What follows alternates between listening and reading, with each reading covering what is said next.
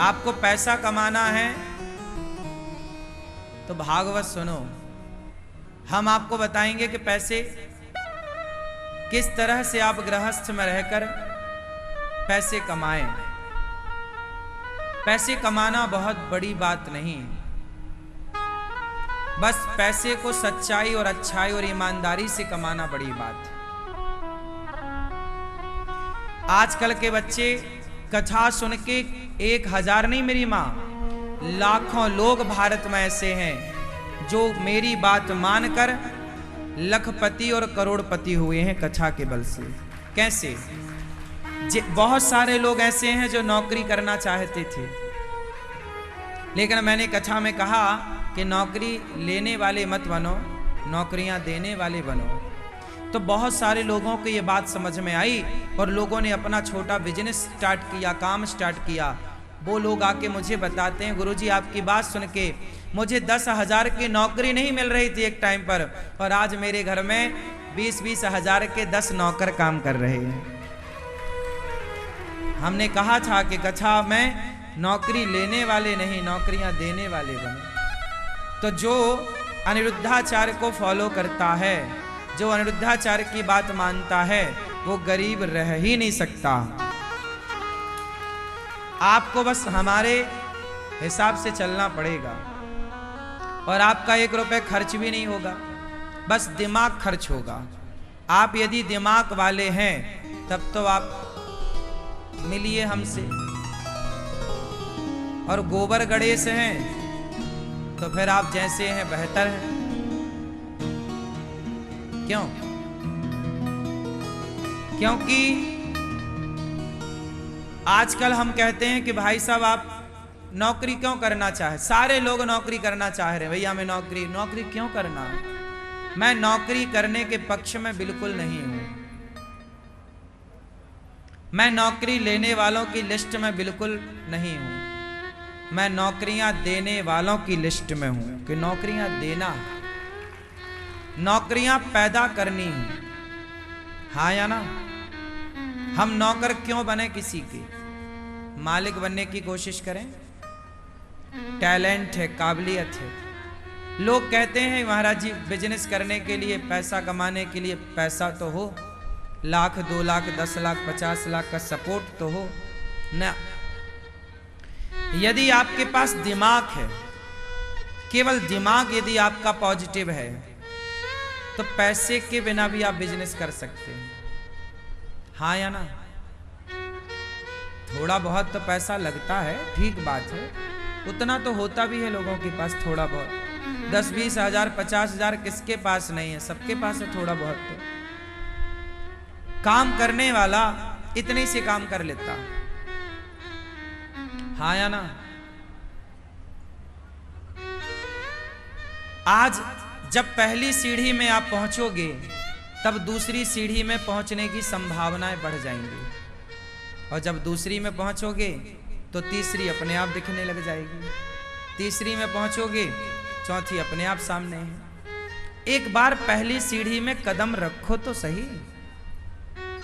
आपने पहली सीढ़ी में पांव रखा नहीं और रोने लग गए महाराज जी पैसा नहीं है, बिजनेस कैसे करें, कैसे नौकरी देने वाले बने। जो व्यक्ति लड़ने के पहले हार जाता है वो जीत ही नहीं सकता। कम से कम थोड़ी तो लड़ो, थोड़ी तो स्टेबल बनो, खड़े रहो अपने पांव में, थोड़ा तो मजबूती से खड़े होना सीखो, थोड़ा तो मनोबल बढ़ाओ, अपना कॉन्फिडेंस बढ़ाओ, आत्मनिर्भरता की ओर बढ़ो। उसके लिए क्या चाहिए? मनोबल। शारीरिक बल बाद में लगता है, मनोबल पहले लगता है, मानसिक बल। हाँ या ना? मैं कर लूंगा, पहले तो ये कॉन्फिडेंस लाओ, मैं कर सकता हूं। क्या मैं कर सकता हूं? ये कन्फ्यूजन पालोगे तो बहुत टाइम लगाओगे। क्या मैं कर सकता हूं? एक तो ये बात होती है क्या मैं ये काम कर सकता हूं, एक तो ये हो गई। हाँ मैं कर सकता हूं। बताओ कौन सी बात में वजन है? बोलो बोलो क्या मैं कर सकता हूं, क्या मैं कर सकता हूं? इस बात ने ही आपको अपाहिज कर दिया, इस बात ने ही आपका मनोबल डाउन कर दिया। हां मैं कर सकता हूं, इसने आपको और पॉजिटिव कर दिया। हां मैं कर सकता हूं, हो जाएगा। जान लगाओ, अब डूब जाओ अपने काम में, साल 2 साल कस के मेहनत करो। सर्दी ना देखो, गर्मी ना देखो, बारिश ना देखो, पांव के छाले मत देखो, कांटे मत देखो। तपाओगे ना साहब, सफलता भी तुम्हारे पीछे भागेगी यदि तुम तपा गए अपने आप को, तप गए तो। सफलताओं के पीछे क्यों भागते हो? तुम भागो अपने लक्ष्य की ओर, सफलता पीछे चलेगी। बिना मेहनत के आप चाहो तो ना मिलेगा कुछ। तुम दिन भर क्रिकेट देखो, दिन भर खाओ और सो, ना हो पाएगा तुमसे। त्याग करना पड़ता है साहब। क्या करना पड़ता है? क्या आज का नौजवान, क्या आज का यूथ, आज के लड़कों को, एक बार अभी कुछ दिन पहले मैंने न्यूज में देखा, कहीं की एक वीडियो देख रहा था न्यूज में, एक बड़ी कंपनी ने ऑफर दिया नौकरी के, हमें नौकरी ऑफर दिए, नौकरी ले लो। तो उसने 500 भर्तियां निकाली कि हमें 500 लोगों की जरूरत है, 500 लोगों की जरूरत थी और 50,000 लड़के पहुंच गए, 25 साल के, 30 साल के, 22 साल के। 500 लोगों की जरूरत थी वहां कार्यकर्ताओं की, कर्मचारियों, और पहुंचे 50,000। हद होती है। और नौकरी 20,000 की थी, 25,000 की। 25,000 की नौकरी के लिए 50,000 लोग लाइन में खड़े। ये कैसी तुमने पढ़ाई कर ली रे भैया? इतना पढ़ने के बाद भी तुम्हें 25,000 के लिए लाइन में खड़ा होना पड़ रहा है। 40,000 के लिए तुम्हें लाइन में, भैया हमें नौकरी दे दो। यदि तुम्हारी शिक्षा तुमसे हाथ जुड़वाती है, नौकरी दे दे भैया, नौकरी दे दे, तो ऐसी शिक्षा नहीं है। शिक्षा का अर्थ ये था ही नहीं कि आप किसी के नौकर बन जाएं। शिक्षा का अर्थ ही है सेल्फ डिपेंड होना, आत्मनिर्भर होना। बताओ, चाणक्य ने चंद्रगुप्त को जब शिक्षित बनाया तो चंद्रगुप्त नौकर बने कि सम्राट बने? बोलो बोलो। राम जब शिक्षा पाए तो नौकर बने कि राजा बने?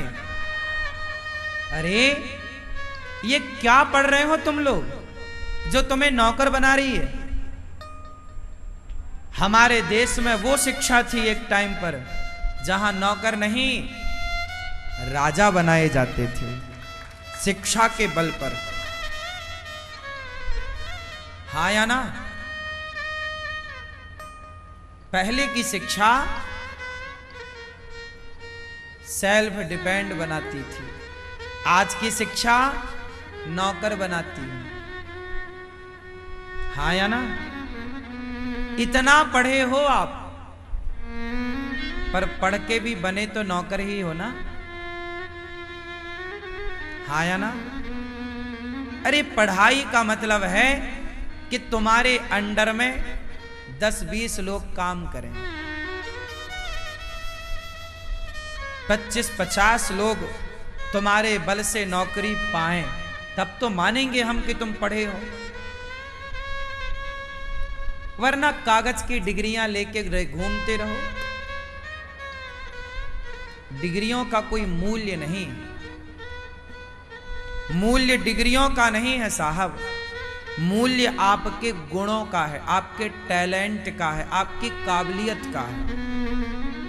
बताओ आज के भारत में डिग्रियां काम कर रही हैं या टैलेंट काम कर रहा है? डिग्रियां वालों से ज्यादा टैलेंट वाले कमा रहे हैं। डिग्री वालों से ज्यादा टैलेंट कमा रहा है। टैलेंट यदि है आपके अंदर तो डिग्रियां वाले आपके घर लाइन लगा के खड़े रहेंगे। हाँ या ना? अडानी अंबानी के पास कौन सी बड़ी डिग्रियां हैं, पर बड़ी से बड़ी डिग्री वाला उनके द्वार पर खड़ा है। बोलो हाँ। पागल हैं वो लोग जो डिग्रियों के पीछे भागते हैं, समझदार हैं वो लोग जो टैलेंट के पीछे भागते हैं, गुणवान बनते हैं। आपने आपको इतना निखार लो, निखर जाओ, आपके अंदर अपना गुण भी तो हो। आपकी अपनी काबिलियत क्या है, क्या करते हैं आप?